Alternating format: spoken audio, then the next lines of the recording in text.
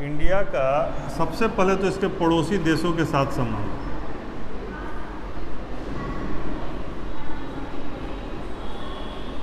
India के पड़ोसी देश भी काफ़ी संख्या में हैं, ठीक है।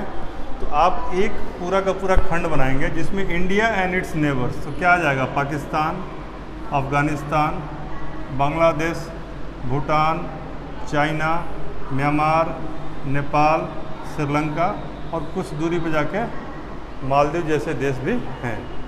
तो ये इंडिया एंड इट्स नेबर का एक हिसाब किताब बन जाता है। तो इससे एक सवाल की संभावना रहती है, खास करके नेपाल से बीपीएससी पूछता रहा है, बांग्लादेश से और पाकिस्तान, अभी अफगानिस्तान भी हैपनिंग है और श्रीलंका भी हैपनिंग है। तो 4-5 तो इसमें आपको करना है। श्रीलंका पे हमने एक क्लास लिया था, ओवरऑल विदेश नीति भी मैंने बताया है, लेकिन पाकिस्तान और अफगानिस्तान को भी हम लोग एक पैकेज के तौर पे करेंगे। यह एक होता है ग्राफ। दूसरा जो होता है इंडिया के बड़े देशों के साथ संबंध, जैसे जो मेजर या स्ट्रेटजिक जो देश होते हैं, यानी कि जो रणनीतिक तौर पर वैश्विक परिस्थिति में जिनका महत्व ज़्यादा है, जैसे यूएसए, रसिया, ठीक है, यूके, फ्रांस, चीन तो इसमें आ जाता है, तो चीन है ही, और ब्रिटेन है ही। इसके अलावा साउथ अफ्रीका, भारत के पर्सपेक्टिव से देखा जाए तो, ठीक है। तो ये कुछ देश हैं जिनके साथ भारत का कैसा रिलेशन है, यह महत्वपूर्ण है।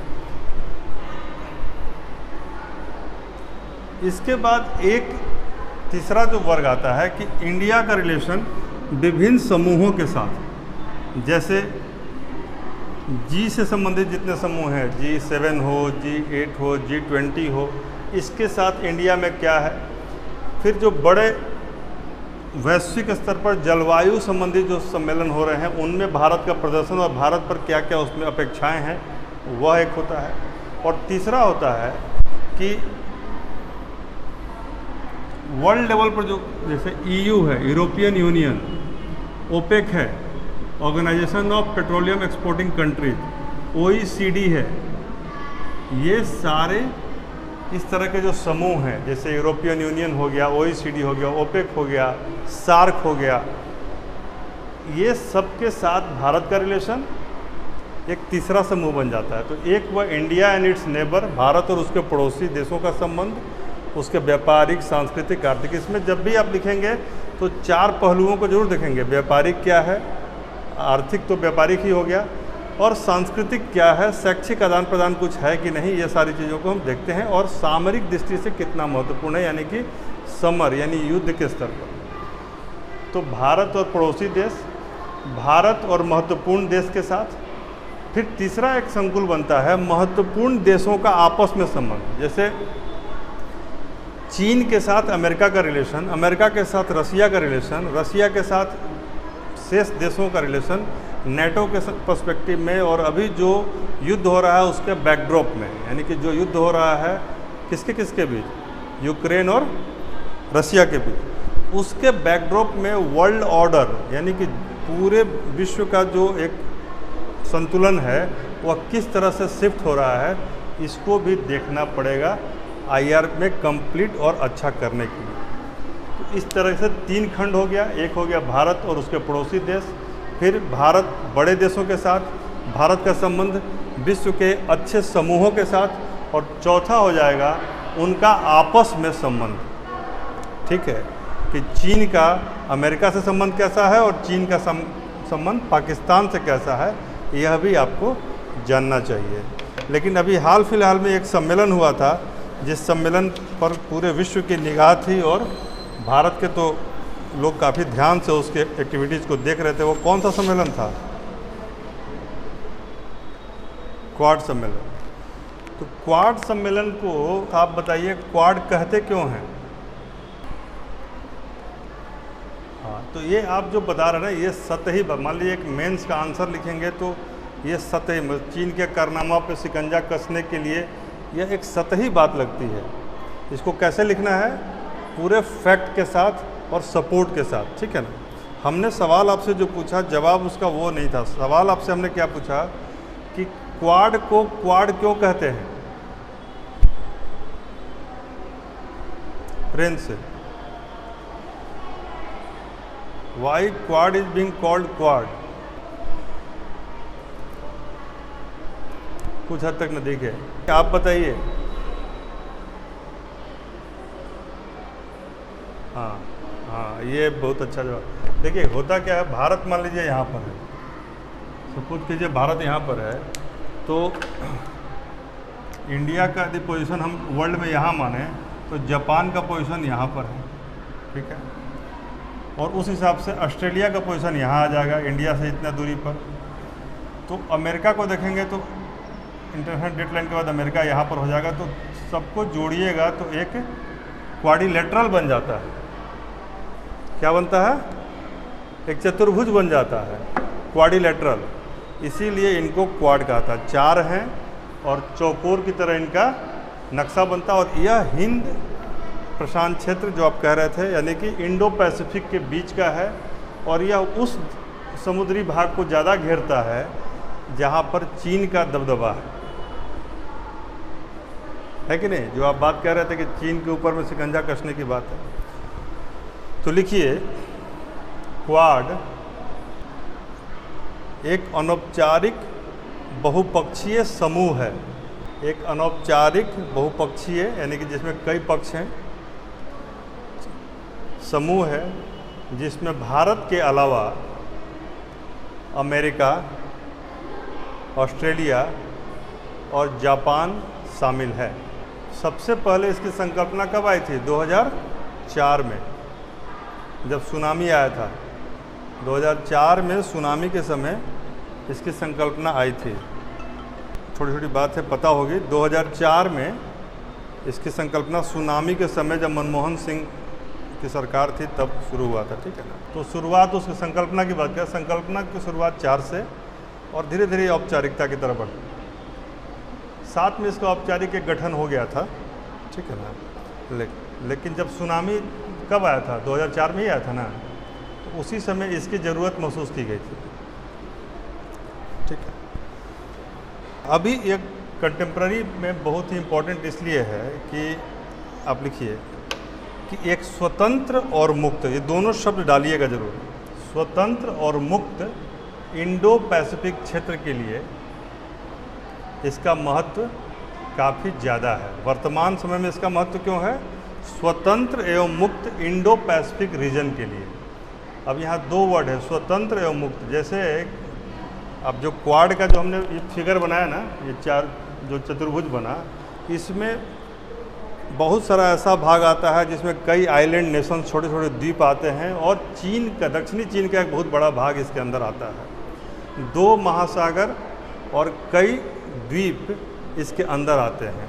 तो यह देखने में तो लग रहा है कि छोटा सा समूह है, लेकिन काफ़ी इम्पैक्ट है इसका। इस समूह के कार्यों का काफ़ी इम्पैक्ट है, जिसको भी हम डिटेल में बताएंगे भी आपको। तो इसकी बैठक अभी हाल फिलहाल में हुई थी, कहाँ पर? टोक्यो में। इसीलिए यह वर्तमान में क्यों चर्चा में आया? तो टोक्यो में बैठक होने के चलते, जहाँ पर चारों देशों के प्रीमियर पहुँचे थे। तो भारत से कौन गया था? नरेंद्र मोदी। बाकी तीनों जगह से कौन लोग आए थे उनका नाम भी आपको पता होना चाहिए। अमेरिका के तो जो बाइडेन सबको पता है, लेकिन जापान और ऑस्ट्रेलिया के कौन गए थे? जापान से तो फूमियो किशिदा बढ़िया है, वहाँ के पीएम, ये भी अभी हाल फिलहाल में चुने गए हैं। और ऑस्ट्रेलिया से कौन गया था? नहीं, तो इतना हल्का में क्यों रहते हैं आप लोग, बताइए। जब परीक्षा एकदम सर पर है और इतने महत्वपूर्ण इवेंट का कम से कम प्रधानमंत्री, राष्ट्रपति का नाम तो याद होना चाहिए। वो भी 4 ही हैं, जिसमें 2 तो वर्ल्ड फेमस हैं। हाँ, एंथनी अल्बनीज नाम है ऑस्ट्रेलिया के पीएम का, जो कि मात्र अभी चयन के लगता है 10 दिन के अंदर ही है। मतलब इलेक्शन जब उनका हुआ उसके बाद लगता है कि 10 से 15 दिन के अंदर ही इस सम्मेलन में, पहला ही अंतर्राष्ट्रीय सम्मेलन होगा उनका जिसमें वो चले गए थे, ठीक है ना।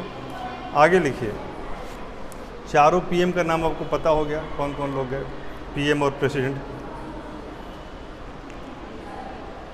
फूमियो किशिदा जापान और Anthony Albanese Australia, Narendra Modi Bharat और जो बाइडेन अमेरिका।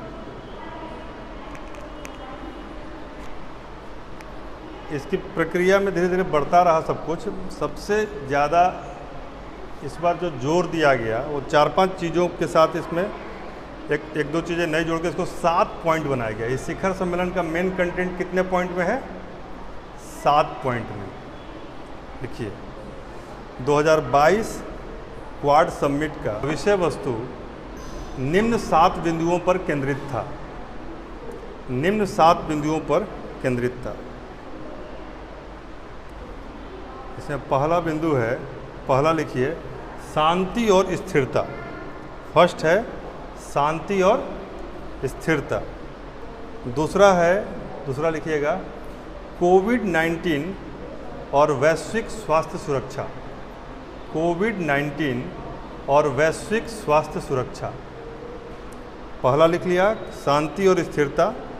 दूसरा है कोविड-19 और वैश्विक स्वास्थ्य सुरक्षा।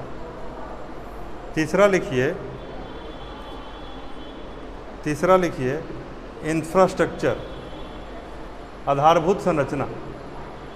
आधारभूत संरचना। चौथा है साइबर सुरक्षा। चौथा है साइबर सुरक्षा। पांचवा है क्वाड फेलोशिप, छात्रवृत्ति programme. Quad fellowship. Quad fellowship. छठा है अंतरिक्ष। और सातवां है समुद्री डोमेन जागरूकता। समुद्री डोमेन जागरूकता। तो 7 केंद्रीय बिंदु थे इस सम्मेलन के। ठीक है, जनरली कोई भी सम्मेलन होता है तो जलवायु एक पक्ष रहता ही है, आप लोग सब इससे काफ़ी। अंतरिक्ष, स्पेस। तो कोई भी जब सम्मेलन होता है तो उसमें जलवायु एक महत्वपूर्ण पक्ष रहता है। टेक्नोलॉजी का ट्रांसफ़र एक जनरल भी है। मान लीजिए आपको कभी ऐसा सवाल आ जाए जिसमें आपने नहीं पढ़ा है, तो टेक्नोलॉजी का ट्रांसफ़र उसका एक पहलू रहेगा। जब भी बड़े लेवल पे होगा तो जलवायु उसका एक थीम रहेगा, भले आपको उसमें तत्काल याद हो ना हो, लेकिन आप जनरल आंसर में लिख सकते हैं कि जलवायु इसका एक विषय था। आप लिख सकते हैं कि टेक्नोलॉजी का ट्रांसफ़र एक दूसरे को सहयोग करना, यह एक विषय था। ठीक है, और वर्तमान में जो चैलेंजेज हैं, चुनौतियां हैं, ये आपको एग्जैक्टली नहीं पता, फिर भी आप लिख सकते हैं कि वर्तमान में जो चुनौतियां हैं विश्व के सामने, उनसे निपटने के लिए एक सामूहिक प्रयास इस सम्मेलन में किया गया। अब देखिएगा कि वह सही होगा। तो यहाँ जो चुनौतियों की बात होगी, किस क्षेत्र की चुनौती की बात होगी? इंडो पैसिफिक क्षेत्र। इंडो पैसिफिक क्षेत्र के सामने जो चुनौतियाँ हैं, उन चुनौतियों से निपटने के लिए यह हुआ। अब जब भी कोई आदमी समूह या संगठन बनाता है तो उसका मूल लक्ष्य क्या रहता है? अपनी सुरक्षा और अपने हितों को साधने का एक मंच। ठीक है, यहाँ चुनौती क्या है? आप लोग थोड़ा सा बताइए तो थोड़ा सा याद रहेगा, समझ में आएगा। यहाँ चुनौती क्या है? इस क्षेत्र में सबसे बड़ी चुनौती क्या है? क्यों इस तरह के संगठन की ज़रूरत महसूस हुई? इतने संगठन तो पहले से हैं। सबसे बड़ी चुनौती चाइना है। चाइना ने अभी पिछले वाले मेंस में बहुत ही हिट क्वेश्चन था, इस बार भी आप लोगों को थोड़ा बहुत उसको देखना चाहिए, ओबोर के बारे में। 1 बेल्ट 1 रोड वाला जो उसका परियोजना था। ठीक है, चाइना का दावा है कि लगभग 150 देश, 1-2 देश नहीं, कितने देश, 150 कंट्रीज ने ओबोर में उसके साथ सहमति जताई है, इंक्लूडिंग पाकिस्तान और श्रीलंका। तो उसको कहीं ना कहीं से कर्टेल करना था, कहीं ना कहीं से उसको मिटिगेट करना था, शांत करना था, शिथिल करना था। एक तो वो हो गया। दूसरा, जैसे जब इन लोगों ने मिला तो वहाँ पे ताइवान जो है इसी क्षेत्र में पड़ता है। मतलब ताइवान को देखा जाए तो चीन के संप्रभुता और असंप्रभुता पर जब भी हम बात करते हैं तो ताइवान की बात आती है। तो इस सम्मेलन में ये सबसे महत्वपूर्ण मुद्दा रहा कि यदि ताइवान पर किसी तरह का स्टफ लेता है चीन और उस पर कहीं ना कहीं से वो हमला करने या उसके अस्तित्व के लिए चुनौती पैदा करता है, तो क्वाड एक स्टैंड लेगा प्रो ताइवान, एंटी चाइना। यह बहुत बड़ी बात है। प्रो ताइवान और एंटी चाइना स्टैंड कौन लेगा? क्वाड। यह उसमें तय किया गया है। ठीक है, तो लिखिए जो ये हमने 7 पॉइंट बताया ना, इस 7 पॉइंट को थोड़ा बहुत आप डील कीजिए। सबसे पहला पॉइंट क्या था? शांति और स्थिरता। तो सारे देश इस बात का प्रयास करेंगे कि शांति और स्थिरता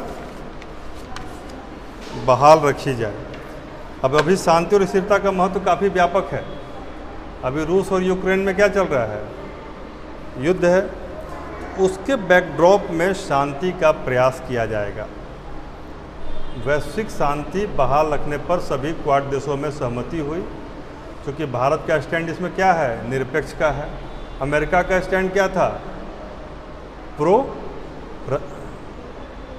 यूक्रेन था। लेकिन फिर भी एक सहमति बनी कि चाहे भारत हो चाहे अमेरिका हो, दोनों में से कोई ऐसी स्थिति नहीं चाहेगा कि विश्व युद्ध की नौबत आए। यानी शांति को रिएटरेट किया गया। शांति को बनाए रखने के लिए सभी देशों ने सहमति जाहिर की। ठीक है। दूसरा, यह कहा गया कि किसी भी देश की अखंडता और संप्रभुता पर यदि हमला होता है तो उसका विरोध किया जाएगा। अखंडता, तो यहाँ पर तो यह विरोधाभास हो जाएगा। शांति रहेगी, जैसे कि यूक्रेन वाले मैटर में, तो उसमें कहा गया कि वर्ल्ड ऑर्डर का सम्मान किया जाएगा। जो पहले से ट्रीटीज हैं और जो वर्ल्ड ऑर्डर है, यानी कि वैश्विक संप्रभुता के लिए जो नियम बनाए गए हैं, उन नियमों को बरकरार रखने का प्रयास क्वाड करेगा। यानी कहीं ना कहीं ये अमेरिका अपनी बात को समझाने में सफल रहा, भारत को भी। लेकिन भारत ने अपना स्टैंड चेंज नहीं किया। उन्होंने कहा कि ठीक है, शांति के साथ हम भी हैं और वर्ल्ड ऑर्डर को बनाए रखने के लिए हमारी भी प्रतिबद्धता है। ऐसा रिएट्रेशन जापान ने भी किया और ऑस्ट्रेलिया ने भी किया।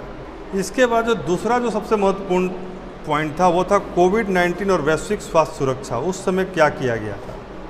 कोविड-19 के समय आपको ध्यान होगा कि कई बैठकें हुई थी। एक बैठक हुआ था कहाँ पर, अमेरिका में।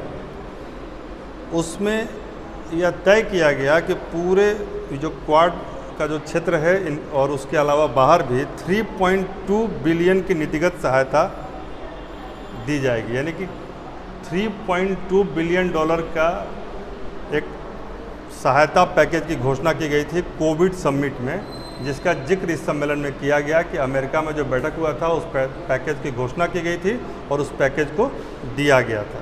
जो शांति वाला जो आप लिखेंगे ना पहला पॉइंट, उसमें एक दो चीज़ें और लिख लीजिएगा एकदम। ये चूँकि डिस्टिंक्ट है इसलिए हम बार बार रिपीट कर रहे हैं। लिखिए, ताइवान पर आक्रमण की स्थिति में चीन का विरोध किया जाएगा।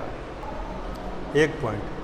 दूसरा पॉइंट उसी में लिखे, शांति सुरक्षा में ही, जो द्वीपीय देश हैं, आइलैंड नेशंस, द्वीपीय देश यानी आइलैंड नेशंस जो हैं, उनके साथ हर तरीके से सहयोग किया जाएगा शांति और सुरक्षा के मसले पर। अंतर्राष्ट्रीय संबंधों में क्षेत्रीय संप्रभुता का सम्मान किया जाएगा। और यदि इंडो पैसिफिक क्षेत्र में किसी भी तरह की एक तरफा कार्रवाई होती है तो उसका विरोध किया जाएगा। ठीक है, तो आपका वो पॉइंट हो गया। क्षेत्रीय संप्रभुता, अंतर्राष्ट्रीय संबंधों में क्षेत्रीय संप्रभुता का सम्मान किया जाएगा। ठीक है ना। अब लिखिए कोविड वाले में, चारों देशों ने कोविड के, जहाँ तक बात है कोविड के मामले में, चारों देशों ने 670 मिलियन से अधिक कोविड वैक्सीन प्रोवाइड कराया है। कितना? 670 मिलियन कोविड वैक्सीन। ये 670 मिलियन जो है पूरे विश्व के लिए है, लेकिन यदि केवल इंडो पैसिफिक रीजन की बात की जाएगी तो 265 मिलियन, 265 मिलियन कोविड वैक्सीन इन चारों देशों ने इंडो पैसिफिक रीजन में 265 मिलियन कोविड वैक्सीन। तो यह कोविड पर इनका स्टैंड है कि हम लोग कोविड से मिलकर लड़ेंगे, फाइट करेंगे और एक दूसरे का सहयोग करेंगे। ऐसी बातों को भाषा में आप लिखेंगे पॉइंट वाइज। अगला जो पॉइंट था मेन था आधारभूत संरचना। यह भी जनरल बात है कि जो आधारभूत संरचना में क्या आता है, सड़कें आती हैं, सबसे महत्वपूर्ण आधारभूत संरचना। अब one belt one road policy जो है, one belt one road policy में हमने पहले ही बताया आपको कि 150 देश शामिल थे चाइना के अनुसार। उसको काउंटर करने के लिए क्वाड ने कहा है कि हम इस क्षेत्र में जो भी, जैसे कि आइलैंड नेशंस हैं या जो देश हमसे सहयोग लेना चाहते हैं, वहाँ पर हम उनको आधारभूत संरचना के विकास में इंफ्रास्ट्रक्चरल ग्रोथ में सपोर्ट करेंगे। ठीक है, तो यह इंफ्रास्ट्रक्चर की बात है, उसमें कोई निर्माण भी शामिल हो सकता है, कोई सड़क भी हो सकता है, कोई पुल हो सकता है। वो तमाम आधारभूत संरचना का विकास करने में क्वाड नेशंस उस क्षेत्र को मदद करेगा। क्षेत्र में जो भी उनसे ऐसा चाहेंगे, ये चारों देश के अलावा भी कोई देश यदि चाहता है तो उसको मदद किया जाएगा इस रीजन में शांति और बेहतरी के लिए। इसका उद्देश्य क्या है? चीन की कर्ज नीति का मुकाबला करना। चीन ने क्या किया है? अभी देखिएगा कि चाइना ने श्रीलंका में कर्ज दिया, पाकिस्तान में कर्ज दिया और उसको कर्ज देकर आधारभूत संरचना के विकास के लिए कर्ज दिया। बाद में वो उसको वापस ही नहीं कर पा रहा है तो कहीं ना कहीं उसके चंगुल में फंस गया। तो उस चंगुल से उसको बचाना एक उद्देश्य है। अगला लिखिए, तो इसके लिए आप मान लीजिए केवल वादा करेंगे तो काम नहीं चलेगा, क्या करेंगे ये बताना होगा। आगे लिखिए कि 5 वर्षों में $50 बिलियन का निवेश इस क्षेत्र में किया जाएगा। यह फैक्ट दे दीजिए अंडरलाइन करके। अगले 5 वर्षों में $50 बिलियन का निवेश इस क्षेत्र में किया जाएगा। किस के लिए? आधारभूत संरचना के विकास के लिए, बेसिक इंफ्रास्ट्रक्चर के डेवलपमेंट के लिए। अब उसमें पोर्ट हो सकता है, बंदरगाह हो सकता है, उसमें आपके सड़कें हो सकती हैं, वायुपत्तन हो सकता है या फिर कोई निर्माण हो सकता है। नेक्स्ट पॉइंट था जलवायु। जलवायु था ना, देखिए जलवायु, सॉरी साइबर सुरक्षा था ना, साथ में तो साइबर सुरक्षा था ही, एक जलवायु पे थोड़ा सा लिख लीजिए। जलवायु जो पहले वाले में ही आ जाएगा। ओवरऑल जलवायु पे तो बात होती है ना हर बार। जलवायु इसमें कौन सा पॉइंट है कि नहीं? साइबर इंफ्रास्ट्रक्चर, कोविड, शांति से साइबर सुरक्षा के बारे में लिख लीजिए पहले। साइबर सुरक्षा यानी कि अभी बहुत बड़ी चुनौती के तौर पे उभरा है पूरे विश्व लेवल पर। देखिएगा कि जितने भी फ्रॉड के सिस्टम है उसमें सबसे अधिक वनरेबल स्थिति साइबर फ्रॉड का ही है और उसमें नियम भी कमज़ोर हैं और एग्जीक्यूशन भी कमज़ोर है। तो उसके लिए इन लोगों ने टेक्नोलॉजी ट्रांसफ़र की बात की है कि हम लोग एक दूसरे का सहयोग करेंगे और टेक्नोलॉजी ट्रांसफ़र होगा। इसके लिए ब्रेन को ट्रेन करने के लिए भी इन्होंने एक अभियान बनाया है कि हमारे एक दूसरे के जो टेक्नीशियन, जो एक्सपर्ट हैं, वो दूसरे देशों में जाकर और वहाँ के छात्रों को दूसरी जगह भेजकर उनको साइबर सुरक्षा के लिए ट्रेन किया गया। ऐसा इन लोगों ने एक्सेप्ट किया है। ठीक है, साइबर सुरक्षा। उसके बाद क्या है इनका? Quad fellowship.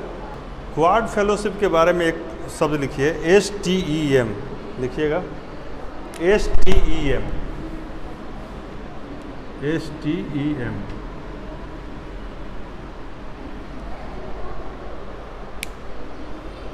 STEM का फुल फॉर्म क्या होगा?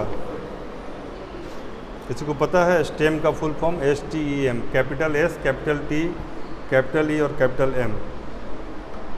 STEM का फुल फॉर्म है science, technology, engineering and management. इन विषयों से ग्रेजुएट करने के लिए, इन विषयों में ग्रेजुएशन करने के लिए प्रति वर्ष भारत से 100 स्टूडेंट्स को, 100 छात्रों को अमेरिका भेजा जाएगा फेलोशिप के तहत, छात्रवृत्ति के तहत। STEM, तो ये इसी को कहा जाएगा क्वाड फेलोशिप। तो लिखिए, क्वाड फेलोशिप के तहत प्रति वर्ष 100 छात्रों को साइंस, टेक्नोलॉजी, इंजीनियरिंग और मैनेजमेंट के स्नातक पढ़ाई के लिए विदेश भेजा जाएगा, अमेरिका भेजा जाएगा, छात्रवृत्ति प्रदान की जाएगी। यह व्यवस्था इस सम्मेलन में की गई है। अंतरिक्ष में भी सहयोग किया जाएगा। अंतरिक्ष में डाटा के लिए एक पोर्टल बनाया जाएगा। अंतरिक्ष संबंधी जितना भी डेटा है उसके लिए एक पोर्टल बनाया जाएगा और जो भी जलवायु संबंधी, आपदा संबंधी, महासागर में जो उथल पुथल होता है उससे संबंधित जितने भी आंकड़े हैं उनका लेन देन का एक पोर्टल रहेगा, ताकि एक ये जो 4 राष्ट्र हैं और इनसे जुड़े हुए जो मित्र राष्ट्र हैं उन सबको सहयोग मिले, ऐसी व्यवस्था क्वाड ने इस सम्मेलन में की है। ठीक है, और आखिरी था समुद्री डोमेन जागरूकता। जैसा कि नाम से ही स्पष्ट है कि प्राकृतिक आपदा से निपटने के लिए समुद्री डोमेन, जो ये समुद्र वाला जो चौकोर एरिया बन रहा है, इसके लिए एक जागरूकता फैलाई जाएगी और उसके लिए जो भी तैयारी है वह किया जाएगा। ऐसे करके आप 7 पॉइंट को डील करेंगे। इन सब के अलावा जलवायु पर बातचीत किसी भी सम्मेलन में होती है, यह अछूता नहीं है। तो इस सम्मेलन में जलवायु पर बातचीत हुई, उस पर भी 1-2 पॉइंट लिख लीजिए। इन 7 के अलावा लिखिए क्वाड सम्मेलन के दौरान आईपीसीसी का जिक्र किया गया। अब आईपीसीसी तो आप लोग जानते होंगे, anyone, what is IPCC?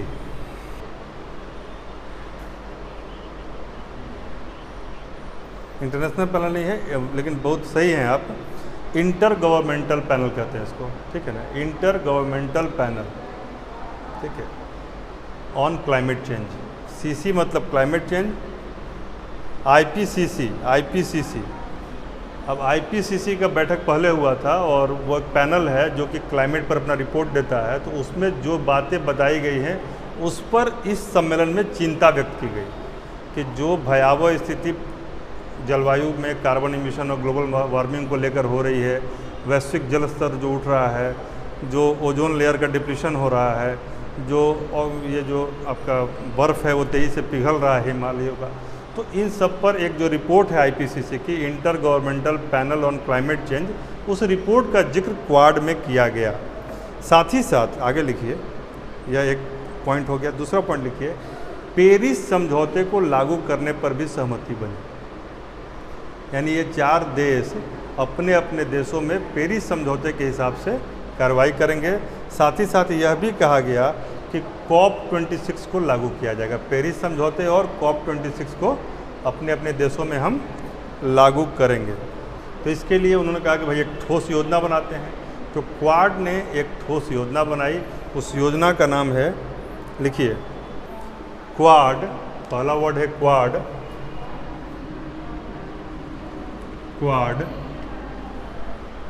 Next लिखिए climate change adaptation. Climate change adaptation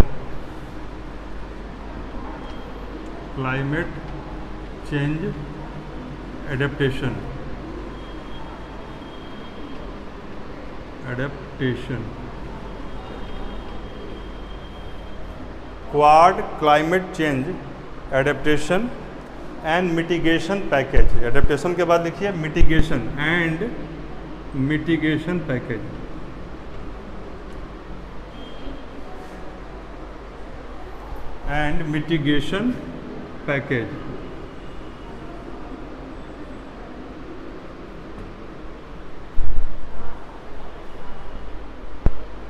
champ, ठीक है।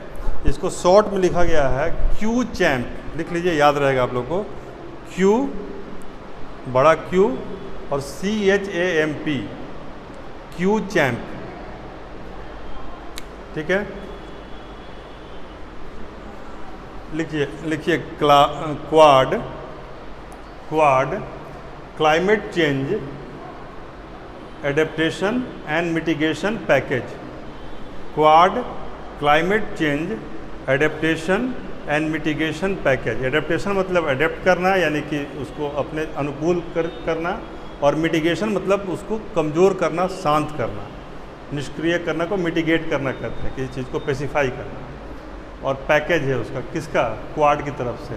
क्लाइमेट चेंज पर क्वाड का जो पैकेज है उसको शॉर्ट में क्या कहते हैं? Q champ. यदि उसको पूरा एब्रिविएशन करके देखिएगा तो क्या हो जाएगा? क्यू से क्वाड, CH से चेंज और climate, A adaptation, M for mitigation और P for package. Q champ package के द्वारा क्वाड ने क्लाइमेट कंट्रोल पर अपनी बात और अपनी पॉइंट को सिलसिलेवार ढंग से रखा है, ठीक है। अब इस सवाल को जब भी इसका आंसर लिखिएगा आप, तो उसमें 2-3 बातें जरूर डाल दीजिए। जैसे लिखिए, कुछ और पॉइंट लिखिए। जैसे वर्तमान में भारत और जापान के बीच, एकदम लेटेस्ट आंकड़ा देख लीजिएगा, मेरा आंकड़ा हो सकता है थोड़ा पुराना हो, लेटेस्ट आंकड़ा देख लीजिएगा कि भारत और जापान के बीच कितने बिलियन रुपये का या कितने रुपये का ट्रेड है। तो हमारे पास जो आंकड़ा है कि फरवरी 2022 में 34.90 INR बिलियन था, यानी कि यह इंडियन रुपीज़ में ही बिलियन में है। लिखिए 34.90 INR बिलियन, यह ट्रेड वॉल्यूम था इंडिया और जापान के बीच। ठीक है, जो मार्च में ही मात्र 1 महीने बाद ही बढ़कर कितना हो गया 41.84 मार्च 2022 में। तो यह एक आंकड़ा आप अपने इस आंसर में डाल सकते हैं।